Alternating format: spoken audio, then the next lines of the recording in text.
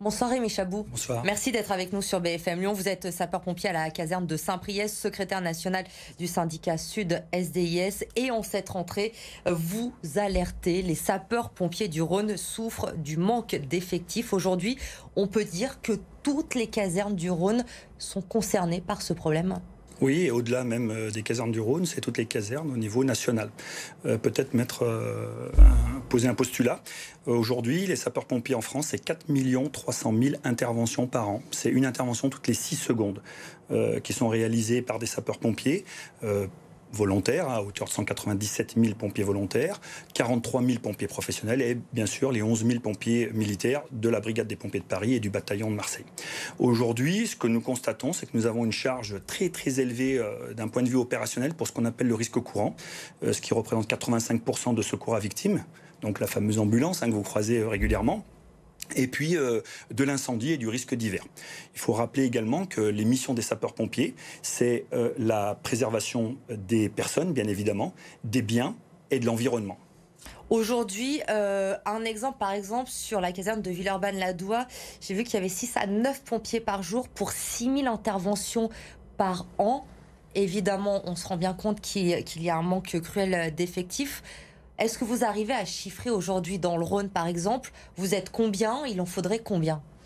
Aujourd'hui, l'exemple que vous venez de donner est l'exemple le plus symptomatique. C'est que cette caserne, lorsqu'elle a été créée, était calibrée pour un nombre d'interventions peu ou prou à 3 500 interventions. Aujourd'hui, on a doublé et on est toujours sur les effectifs qui étaient requis à l'époque.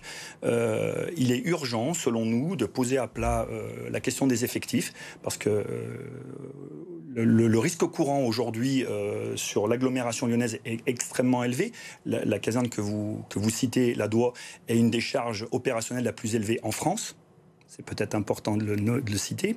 Et puis, vient se greffer, en plus du risque courant, ce que nous faisons, les incendies, le secours à victimes, vient se greffer maintenant des nouveaux phénomènes climatiques, vous l'avez évoqué juste avant, avec une sursollicitation dans les feux du Midi et également dans le sud-ouest. Oui, parce qu'effectivement, on moins de pompiers dans les casernes aujourd'hui, mais des pompiers qui sont sursollicités au quotidien et qui doivent partir aussi en renfort sur certaines régions. Donc forcément, au bout d'un moment, c'est compliqué de faire son travail dans des conditions décentes. Tout à fait, c'est exactement le problème aujourd'hui. Le mal racine, c'est le problème d'effectifs. Vient se greffer évidemment d'autres problèmes comme les agressions. On va en parler après. Mais aujourd'hui, nous avons nous manquons cruellement de sapeurs-pompiers. Mais vous avez pu chiffrer, il en faudrait combien dans le département? On serait autour. Alors, le SDIS va effectuer des recrutements courant septembre et courant janvier. Peu ou prou, on devrait être à 75 sapeurs-pompiers supplémentaires. Il en faudrait réellement le double ou le triple pour absorber la charge opérationnelle des casernes. Et on a parfaitement identifié les casernes qui sont en souffrance, et les casernes de centre-ville, comme la caserne de la Madeleine, Rochat, la caserne de Villefranche également, qu'on oublie très souvent, qui a énormément de potentiel d'un point de vue pompier volontaire, mais qui malheureusement ne donne pas la disponibilité, parce qu'aujourd'hui, être pompier volontaire, ça devient de plus en plus difficile, parce que c'est une activité professionnelle secondaire, mais une activité professionnelle principale qui prime avant tout pour se nourrir. Et nous avons également les casernes de Villeurbanne, Cusset et la Douai. C'est une situation qui est inédite aujourd'hui pour vous? Oui, c'est une situation inédite et j'entends régulièrement des reportages lorsqu'on évoque une crise des vocations. Absolument pas, il n'y a aucune crise des vocations. Comment vous expliquez alors ce manque de sapeurs-pompiers dans les casernes aujourd'hui? Alors justement, la crise de la vocation, nous, on nie complètement ce terme, c'est une crise des recrutements. Parce que des jeunes qui souhaitent devenir sapeurs-pompiers, il y en a de partout, qui passent le concours, qui sont lauréats du concours national, il y en a énormément, et qui demandent que ça, de devenir pompiers professionnels. Et malheureusement, aujourd'hui, on évoque trop souvent une crise des vocations alors que c'est bien une crise des recrutements. Il faut qu'à un moment, les collectivités territoriales prennent leurs responsabilités et recrutent à hauteur de ce qu'il faut réellement sur le terrain. Et l'État également mette la main au porte-monnaie parce que lorsqu'on a des sollicitations qui sont extra-départementales, la preuve, c'est les sapeurs-pompiers du Rhône qui ont été mobilisés dans le sud, dans le sud-ouest et même dans certaines régions du centre lorsqu'il y a eu l'épisode grêleux. Donc on a encore des sollicitations qui viennent se greffer au millefeuille déjà très important et très épais. Je rajouterais également, c'est qu'on a début septembre une attente très très forte avec des intempéries qui vont forcément, c'est annuel, c'est notre marronnier, on sait qu'en septembre on va avoir des intempéries, des pluies avec des inondations. Donc on espère qu'il y aura des effectifs et que l'État prendra en charge également sa part puisque les renforts extra-départementaux ne doivent pas être supporté, forcément, la charge ne doit pas être supportée par le contribuable lyonnais, puisqu'on est à Lyon. Justement, vous alertez régulièrement le préfet sur cette problématique. Il est au courant de ces problèmes. Est-ce qu'il y a des renforts qui sont prévus prochainement? Est-ce que ces renforts, ils seront suffisants? Quelle est la discussion avec le préfet aujourd'hui? Alors je vous dirais même mieux, parce que très récemment, nous avons l'occasion de rencontrer le ministre de l'Intérieur qui était sur Lyon, puisqu'il nous a accordé une entrevue et nous lui avons évoqué l'urgence, selon nous, de mettre à plat la situation des SDIS en général, la sécurité civile en France, puisque c'est un problème vraiment national et nous appelons à un Beauvau de la sécurité civile, à l'instar de ce qui s'est fait avec le Grenelle de l'environnement ou le Ségur de la santé. Et c'est une demande urgente. Donc là, pour le moment, vous n'avez pas de réponse sur ces renforts qui pourraient arriver prochainement dans le département du Rhône? Non, absolument pas, hormis les recrutements que je vous ai annoncés, donc les 36 en septembre et les 36 en janvier, qui font 72, mais malheureusement, 72 sapeurs-pompiers. Il faudrait 2 ou 3 fois plus, oui, c'est tout ce à que vous fait, me disiez. exactement. Et je me permets également d'avoir une mention particulière, parce que derrière chaque intervention, on a des sollicitations.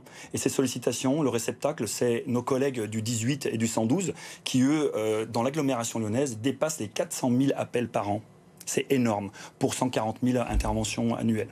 Donc chaque intervention, derrière, il y a quelqu'un qui prend le 18 et qui répond. Et on pense également à nos personnels administratifs et techniques qui, eux, sont le back-office, assurent toute la partie logistique, entretien et remise en état de nos engins et du matériel. Alors il y a ce problème d'effectifs, évidemment, mais il y a aussi ce problème d'insécurité dans votre travail pour les sapeurs-pompiers aujourd'hui. Les agressions aussi qui se multiplient et qui vous obligent à faire votre métier aujourd'hui dans des conditions assez particulières. Oui, tout à fait. 3400 agressions. Voilà, je jette le chiffre un peu comme un pavé. On est redescendu sur les derniers chiffres à 2300, mais il ne vous a pas échappé qu'il y a eu un confinement, un couvre-feu. Et là, les chiffres sont repartis à la hausse avec un triptyque très important à prendre en compte. C'est les agressions dans les zones urbaines sensibles, caillassage sur des feux de poubelle, feux de voiture. On a également, on l'avait déjà évoqué sur ce plateau, les agressions par les victimes elles-mêmes ou l'entourage des victimes. Donc on a réussi à pallier quelquefois avec ces caméras qui permettent pas d'éviter l'agression. Il y a un effet caméra piéton depuis que vous êtes équipé, vous le constatez? Il y a un effet sur les condamnations, oui. Ça fonctionne vraiment. Une fois que les caméras est déclenchée sur une agression, ça fonctionne parfaitement. Et le dernier, celui-là est tout nouveau, puisque les phénomènes montent et puis les gens sont inventifs, c'est les vols, les intrusions dans les casernes. On l'a encore vu ce week-end avec une ambulance qui a été volée, un véhicule qui a été volé dans le Var, qui a été retrouvé dans l'Ain et la personne a encore volé un véhicule. Il y a eu des cas aussi chez nous de vols dans les casernes, dans le Rhône? Oui, tout à fait. Sur des secteurs bien sensibles de l'Est lyonnais, nous avons des casernes qui ont été volées d'un point de vue donc véhicule et également du matériel, des effets personnels à des collègues. Et dans une caserne, je ne citerai pas, du matériel extrêmement sensible a été volé début juillet, utilisé par des personnes mal intentionnées. Ça pourrait être très dangereux. Et ça, c'est un phénomène nouveau que vous constatez? C'est un phénomène nouveau, les intrusions dans les casernes et les vols dans les casernes, c'est tout nouveau. On l'avait pas vu, on l'avait pas vu venir non plus. Et donc toutes les mesures sont en train d'être prises, réduire les temporisations, toutes ces choses-là. Il y a d'autres choses que je peux pas citer ici, mais c'est oui, on a un véritable problème sur ces agressions. Mais le mal racine reste les effectifs et on subit encore ces douloureuses ces choses qui nous affectent vraiment. Vous avez un nouveau patron depuis le 1er juillet dans le Rhône, le contrôleur général Emmanuel Claveau, qui a succédé à Serge Delègue. Vous attendez des changements? Comment vous voyez cette nouvelle arriver? Vous en attendez quoi? Écoutez, après 23 ans de Serge Delègue, contrôleur Delègue, écoutez, on demande à voir. Donc on lui a laissé un petit répit du 1er juillet jusqu'à septembre. On lui a donné ses cahiers de vacances. Je suis un peu insolent, mais je taquine, j'aime beaucoup et je pense qu'il le prendra pas mal. On lui a donné ses cahiers de vacances et on a rendez-vous courant septembre pour faire un point sur l'ensemble des thématiques qui étaient plutôt bloquées avec le contrôleur général Delègue. Et on espère qu'Emmanuel Claveau va pouvoir insuffler un vent nouveau, un esprit nouveau sur certaines thématiques, bien que le bilan de ces années-là, Serge Delègue, était relativement bonne.